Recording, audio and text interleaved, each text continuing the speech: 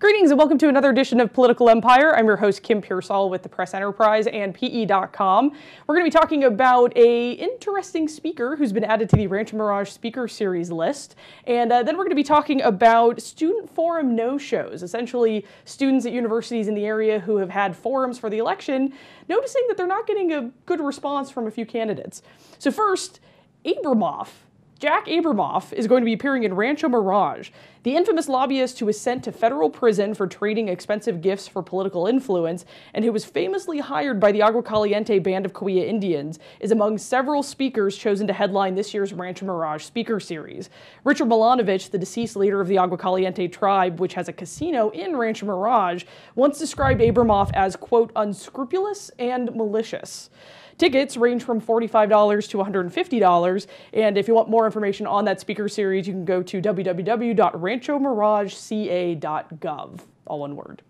And now we're going to talk about student forum no-shows. With the election quickly approaching, there are plenty of student groups out there who have been trying to hold election forums.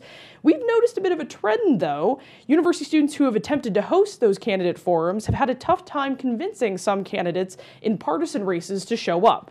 And when they do convince someone to appear, it's a Democrat. So far, no Republican candidate has participated in a student-sponsored forum for Assembly, Senate, and congressional races. Again, those partisan races. But it's not for lack of trying by those students. Here to tell us more is columnist Cassie McDuff. Cassie, which student organizations have attempted to host these forums, and why haven't they been able to get a Republican candidate to appear so far?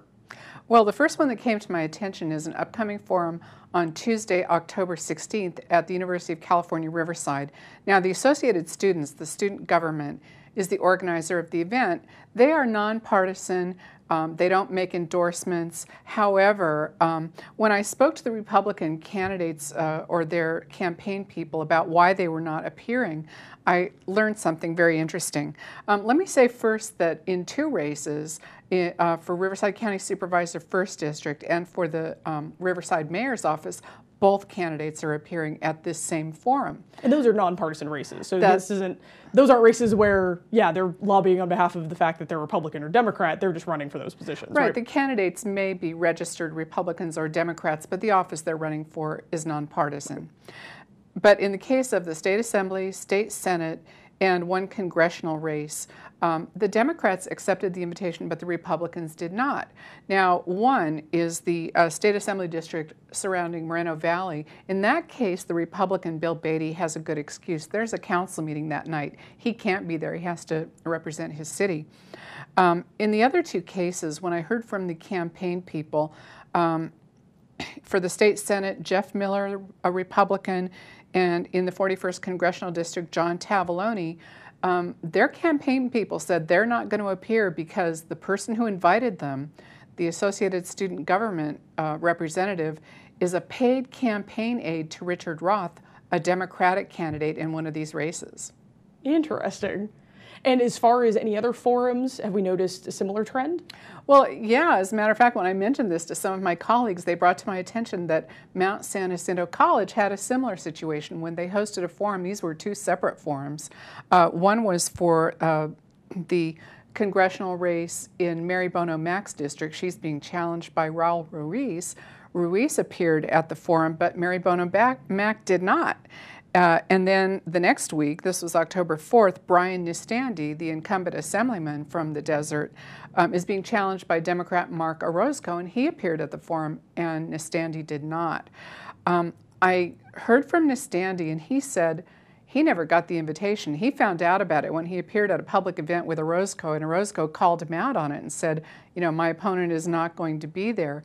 He called the campus. It's a political science professor who was organizing the event for his students so his students could see democracy in action. And there had been a failure to communicate within the campaign website. The professor said he used the Contact Us link on the campaign website, and somehow the email didn't get through. So he said that invitation stands. Nistandi can call him up anytime, and he will hold a separate event for Nistandi. And you mentioned Mary Bono Mac was also invited to a forum, but was a no-show. What happened there? Did her similar situation. Her campaign called me back and said she never got the invitation.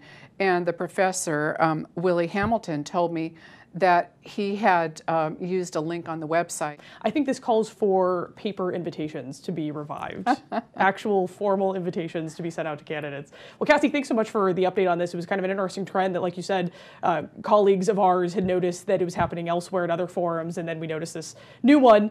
So thank you for that update, and thank you for watching another edition of Political Empire. We'll see you tomorrow.